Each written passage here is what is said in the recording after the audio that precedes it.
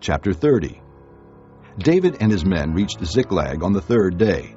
Now the Amalekites had raided the Negev and Ziklag. They had attacked Ziklag and burned it, and had taken captive the women and all who were in it, both young and old.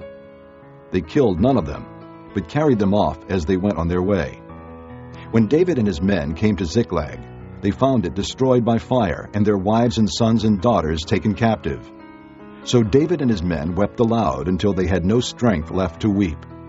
David's 2 wives had been captured, Ahinoam of Jezreel and Abigail, the widow of Nabal of Carmel.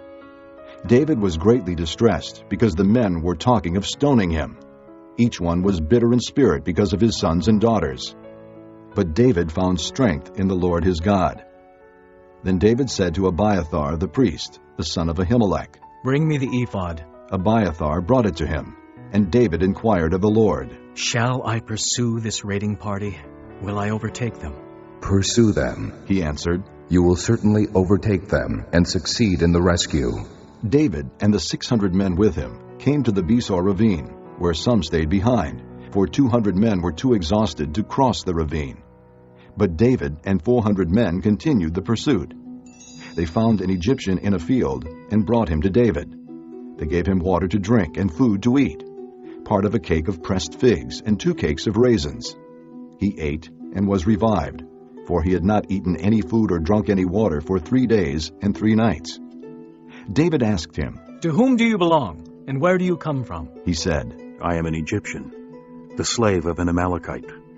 My master abandoned me when I became ill 3 days ago. We raided the Negev of the Kerethites and the territory belonging to Judah and the Negev of Caleb. And we burned Ziklag." David asked him, "Can you lead me down to this raiding party?" He answered, "Swear to me before God that you will not kill me or hand me over to my master, and I will take you down to them." He led David down, and there they were, scattered over the countryside, eating, drinking, and reveling because of the great amount of plunder they had taken from the land of the Philistines and from Judah. David fought them from dusk until the evening of the next day, and none of them got away, except 400 young men who rode off on camels and fled. David recovered everything the Amalekites had taken, including his 2 wives. Nothing was missing, young or old, boy or girl, plunder or anything else they had taken. David brought everything back. He took all the flocks and herds, and his men drove them ahead of the other livestock, saying, "This is David's plunder." Then David came to the 200 men who had been too exhausted to follow him, and who were left behind at the Besor ravine. They came out to meet David and the people with him. As David and his men approached, he greeted them. But all the evil men and troublemakers among David's followers said, "Because they did not go out with us, we will not share with them the plunder we recovered.